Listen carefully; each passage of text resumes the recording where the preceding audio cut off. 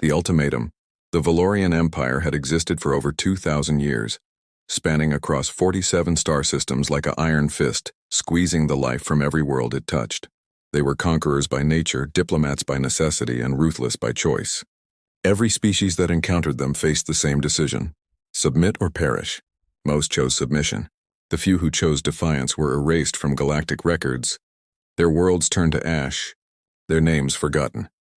High Commander Zathros stood on the bridge of the Imperial Dreadnought Eternal Dominion, his forearms clasped behind his towering frame. His silver exoskeleton gleamed under the dim purple lighting of the command center. Behind him, dozens of officers worked at crystalline consoles, monitoring the fleet's approach to a new target. This world was different from the others. It had been silent for 3 centuries. "Commander, we have confirmed the coordinates," announced his tactical officer, a younger Valorian with nervous energy in his movements. "The third planet from the star. They call it Earth." Zathros turned slowly, his 6 eyes focusing on the holographic display. A blue and green world rotated before him, looking peaceful and vulnerable. According to ancient records, humans had once been members of the Galactic Council. They had colonies, trade routes, and a modest military presence. Then, without explanation, they vanished. Their ambassadors stopped attending council sessions. Their ships disappeared from trade lanes. Their colonies went dark. 300 years of silence, Zathros mused, his voice deep and resonant. The council believed them extinct.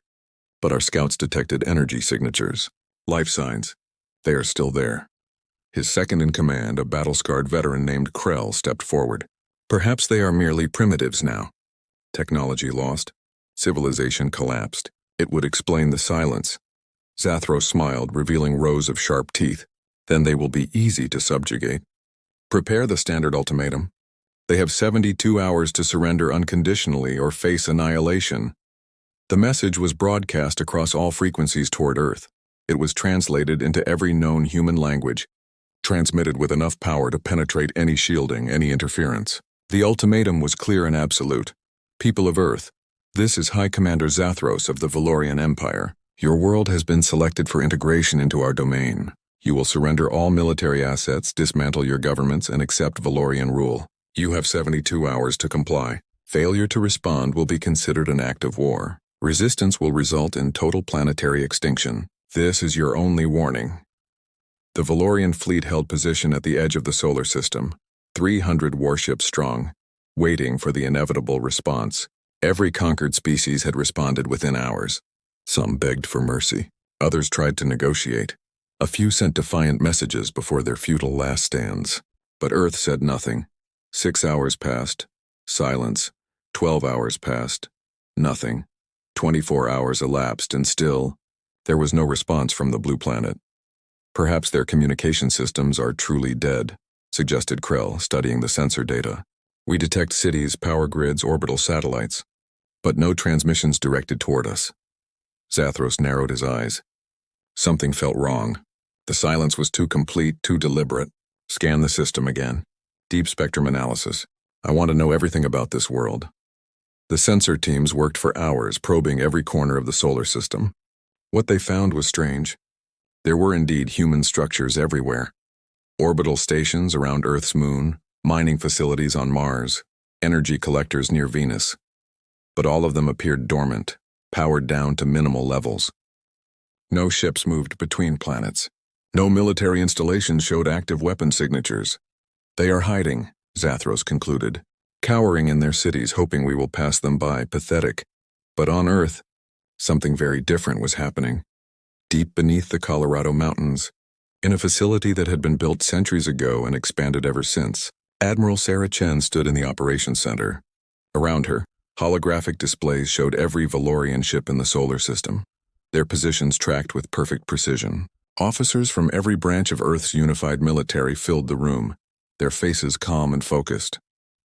72 hours, Chen said quietly, her gray eyes fixed on the alien fleet. "They think we need 72 hours to decide. They don't understand that we decided 300 years ago." Her second-in-command, General Marcus Webb, stood beside her. "Protocol Nightfall is ready for activation. All fleet elements are in position. The Valorians have no idea we're here." Chen allowed herself a small smile. 3 centuries of silence. 3 centuries of building, training, preparing. The Council thought we abandoned them. The galaxy thought we were dead. We let them think it. And now these Valorians come to our doorstep expecting an easy conquest. She turned to face the assembled officers. Humanity didn't go silent because we were weak. We went silent because we learned a hard truth. The galaxy is not a place of peace. It's a place of predators. The Council was powerless to stop empires like the Valorians, so we made a choice. We would defend ourselves. We would prepare for the day when someone came for Earth, and we would make sure they regretted it. On the holographic display, a countdown appeared. 48 hours remaining. Send no response, Chen ordered. Let them wonder. Let them grow confident. And when their deadline expires, we show them what humanity has become. In the darkness beyond Neptune, something stirred. What the Valorians had dismissed as asteroids and space debris began to move. Power signatures flared to life, carefully masked, hidden within the background radiation of the outer solar system. The Black Fleet was waking up. These were not the ships humanity had flown 3 centuries ago. Those had been adequate, functional, built to explore and defend. The Black Fleet was something else entirely. Each vessel was a masterpiece of military engineering, designed with one purpose: to win wars against superior numbers. They were fast, heavily armed, and equipped with technology that no other species possessed. The flagship, TDFS Vengeance, was a dreadnought 3 kilometers long. Its hull was composed of adaptive armor that could shift density and composition in milliseconds. Its weapons included rail cannons capable of accelerating projectiles to 5% light speed, plasma lances that could slice through shields like paper, and missile pods loaded with warheads that could crack planets. But its most dangerous feature was its AI core, a quantum intelligence named Athena that could process battlefield data faster than any organic mind. Around Vengeance, 200 other warships held position. Destroyers, cruisers, carriers, and specialized combat vessels, each one crewed by humans who had trained their entire lives for this moment. They had never fought a real war. Their grandparents had never fought a real war. But their training was based on every conflict humanity had ever studied, every tactic ever devised, every lesson learned from thousands of years of human warfare. Captain Rodriguez stood on the bridge of Vengeance watching the countdown. 48 hours, he murmured. Do you think they'll actually wait, Athena? The AI's voice filled the bridge, calm and precise. Psychological analysis suggests a 97% probability that the Valorians will adhere to their deadline. Their culture values honor and conquest. Attacking before the ultimatum expires would be considered weak. Then we use every second to position ourselves perfectly. Rodriguez replied, When the deadline hits, I want to be able to end this in minutes if necessary. Back on the Valorian flagship, Zathros grew increasingly uneasy as the hours ticked away. The humans still had not responded. Not a single transmission, not a surrender, not a threat, nothing. Perhaps they have all died, suggested one officer. A plague or environmental collapse. The automated systems keep running, but there is no one left to answer. Krell shook his head. Unlikely. We detect population centers with billions of life signs. They are there. They simply refuse to acknowledge us. Then they have chosen death, Zathros declared. When the deadline expires, we will begin orbital bombardment. We will target their major cities first. Perhaps the survivors will be more reasonable. He had no idea that every word he spoke was being monitored. Human intelligence had cracked Valorian communications within the first hour of their arrival. Every tactical discussion, every strategic plan, every confident boast was recorded and analyzed. The Valorians were an open book and humanity was reading every page. The deadline approached. 71 hours, 71 and a half hours, 72 hours minus 1 minute. On Earth, Admiral Chen stood perfectly still, watching the final seconds count down. Around her, every officer waited in silence. This was the moment 3 centuries of preparation had built toward. 30 seconds, someone whispered. Chen took a deep breath. All units, this is command. Execute Protocol Nightfall. Show them the Black Fleet. In the Valorian fleet, alarms suddenly screamed across every bridge. Sensors lit up with impossible readings. Energy signatures were appearing everywhere, dozens of them, then hundreds. Ships materialized from apparently empty space, their stealth systems deactivating in perfect synchronization. Commander, an officer shouted. We have multiple contacts. Hundreds of vessels. They were here the entire time. Zathros stared at the holographic display in shock. The human fleet surrounded them, positioned with tactical precision that should have been impossible. They had been hiding in the shadows of the solar system, using technology the Valorians couldn't detect. And now they revealed themselves not in panic or desperation, but with calculated timing. How? Zathros whispered. How did we not see them? Then a transmission came through, the first human communication in 72 hours. It was audio only, a woman's voice, calm and utterly cold. Valorian fleet, this is Admiral Sarah Chen of the Terran Defense Force. You demanded our surrender. You threatened our extinction. You gave us 72 hours to comply. We spent those 72 hours getting into position. You wanted a response? Here it is. The Black Fleet opened fire. The Black Fleet rises. The first salvo from the Black Fleet wasn't a warning shot. It wasn't a demonstration of power. It was a calculated strike designed to cripple the Valorian command structure in the opening seconds of engagement. Humanity had studied the Valorian military doctrine for 72 hours straight, analyzing their fleet composition, their communication patterns, their tactical formations. They knew exactly where to hit. TDFS Vengeance fired its main rail cannon, a weapon that accelerated a tungsten rod to 5% of light speed. The projectile crossed the distance to the Valorian flagship in 2.3 seconds. The Eternal Dominion shields flared bright purple, designed to deflect energy weapons and absorb impacts. But the kinetic round hit with the force of a small nuclear weapon, punching through the shield like it wasn't there, tearing through the hull, and detonating deep inside the ship's command section. High Commander Zathros was thrown across his bridge as explosions rippled through the ship. Half of his tactical displays went dark. Emergency lighting kicked in, bathing everything in red. Through the chaos, he heard his officers shouting damage reports, but the words barely registered. His ship, his mighty dreadnought that had destroyed entire planetary defense fleets, had just been crippled by a single shot. Return fire, he roared, blood streaming from a gash on his head. All ships engage the human fleet. Destroy them, the Valorian fleet responded. 300 warships turning their weapons on the Black Fleet. Plasma cannons unleashed streams of superheated matter. Missile pods fired volleys of fusion warheads. Ion beams lanced through space, weapons that had conquered 47 star systems. But the human ships moved like nothing the Valorians had ever encountered. They didn't hold formation and trade fire like civilized opponents. They scattered into dozens of smaller units, each one moving independently, accelerating and decelerating in patterns that seemed random, but were actually precisely coordinated. The Valorian targeting system struggled to lock onto vessels that changed velocity and direction every few seconds. Captain Rodriguez watched the battle unfold on Vengeance's holographic display, his hands steady on the command controls. Around him, his crew worked with practiced efficiency, their movements smooth and confident. They had drilled for this scenario 10,000 times in simulation. Now it was real and their training took over. Athena analysis, Rodriguez said calmly. The AI's voice responded instantly. Valorian targeting systems operate on predictive algorithms. They calculate our trajectory and fire where we will be. I am implementing evasion pattern Delta 7, making our movements appear random while maintaining optimal firing solutions. Their hit probability has dropped to 17%, and ours? 63% and climbing as I refine the targeting algorithms with real combat data. The Valorians are predictable. They follow doctrine. We are adapting, Rodriguez smiled grimly. Then let's teach them why adaptation matters. All weapons fire at will. Vengeance's plasma lances carved through the darkness, each shot precisely calculated by Athena's quantum processing. A Valorian cruiser exploded as its reactor was breached. A destroyer spun out of control, its engines destroyed. A carrier vented atmosphere and bodies into space as its hull was torn open.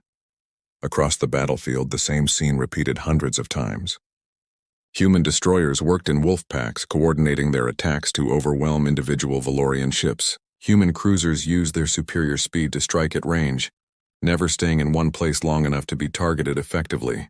Human carriers launched fighter drones, small unmanned craft that swarmed Valorian vessels like angry insects, each one carrying warheads powerful enough to crack armor. On the bridge of the Eternal Dominion, Krell stared at the tactical display in horror. Commander, we have lost 47 ships in the first 3 minutes. Our formation is collapsing. Their technology is far beyond our intelligence estimates. Zathros couldn't believe what he was seeing. The Valorian Empire had conquered species with technology superior to their own, through sheer numbers and ruthless tactics. But the humans weren't just technologically advanced. They fought differently. Every move they made seemed designed to exploit Valorian weaknesses that Zathros hadn't even known existed. How are they doing this? He demanded. They have been isolated for 3 centuries. How do they have this capability? But the answer was simple, and it was something the Valorians had never understood about humanity. Humans didn't just prepare for war. They studied it. They obsessed over it. For 300 years, Earth's military academies had analyzed every conflict in human history, from ancient battles with swords and shields to modern warfare with nuclear weapons. They had studied alien conflicts too, watching how other species fought, learning their tactics, understanding their limitations. And then humanity had asked themselves a question. What if we had to fight an enemy with superior numbers and resources? How would we win? The answer was adaptation, speed, and unpredictability. Never fight the way the enemy expects. Never give them a chance to use their advantages. Strike hard, strike fast, and never let them recover. Admiral Chen watched the battle from Earth's command center, her expression neutral even as the reports flooded in. 70 Valorian ships destroyed. 100. 150. Human casualties were minimal. Just 3 destroyers damaged and 1 cruiser with shield failures. They're breaking, General Webb observed, pointing to the tactical display. The Valorian left flank is pulling back. Their formation is fragmenting. Chen nodded slowly. They came here expecting an easy conquest. They're learning the truth. Press the advantage. I want the Valorian flagship disabled, not destroyed. We need to send a message, and dead commanders can't deliver messages. The order went out across the fleet. Every human ship adjusted its targeting priorities, focusing fire on the Eternal Dominion. Railgun rounds hammered its shields. Plasma lances carved into its armor. Missile strikes exploded across its hull. The mighty dreadnought, symbol of Valorian power, was being systematically dismantled. Inside the ship, Zathros made a decision that went against every instinct he had. Signal the fleet. Full retreat. We withdraw to the edge of the system. Commander? Krell stared at him in shock. We cannot retreat. The Empire has never retreated. It would be a disgrace. Zathros grabbed his second-in-command, his forearms shaking with rage and fear. Disgrace is better than extinction. Look at the display. We have lost over half our fleet in 15 minutes. These humans are not primitives. They are not weak. They are predators, and we walked into their territory like fools. The retreat order was given, and what remained of the Valorian fleet turned and ran. Human ships pursued them, harrying them every step of the way, destroying stragglers, ensuring the retreat became a rout. But Admiral Chen had given specific orders. Let them run. Let them escape. Let them carry the message. As the Valorian fleet limped toward the outer system, preparing to jump to faster-than-light travel, a final transmission came from Earth. It was Admiral Chen's voice again, broadcast on all frequencies so that every surviving Valorian could hear it. High Commander Zathros, you came to our world demanding surrender. You threatened us with extinction. You believed we were weak because we were silent. Let me explain something about humanity. We were not silent because we were afraid. We were silent because we were preparing.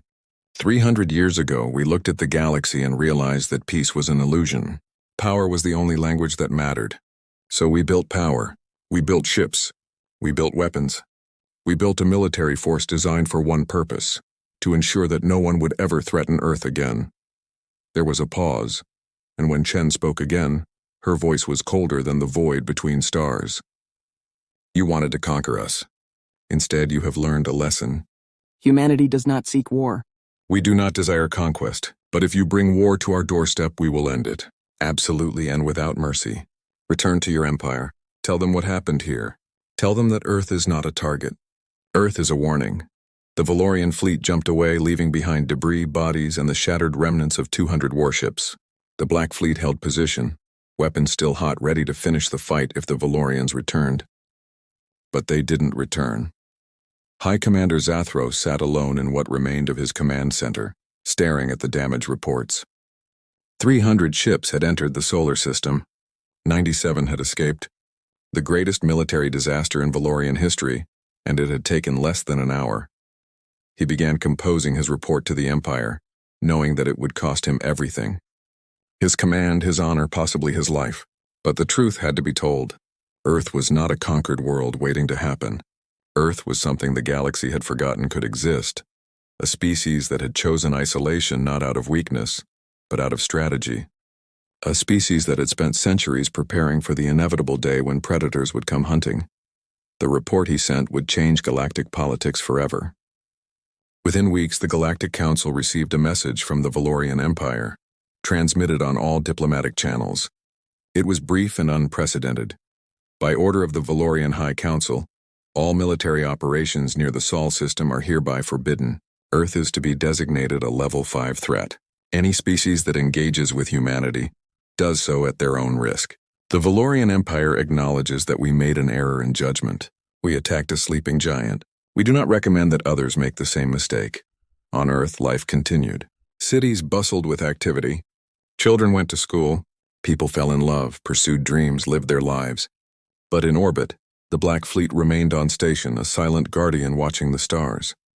The crews rotated, the ships were maintained, and the training never stopped. Admiral Chen stood on the observation deck of our orbital station, looking out at the fleet she had commanded to victory. General Webb joined her, two old soldiers who had prepared for war their entire lives and finally seen it arrive. "Do you think they'll come back?" Webb asked quietly. Chen shook her head. "Not the Valorians. They learned their lesson. But there are other empires out there, other species that think humanity is weak because we stay silent. Eventually someone else will come. And when they do," Chen's reflection in the window showed a small, hard smile. "When they do, the Black Fleet will be waiting. We gave them 72 hours to understand their mistake. We gave them a chance to leave. We were merciful in our own way. But make no mistake, Marcus, humanity has learned its place in the galaxy. We are not conquerors. We are not explorers anymore. We are guardians of our own world. And anyone who threatens Earth will learn what that means." She turned away from the window, her voice carrying the weight of absolute conviction. "We don't seek war, but we end it.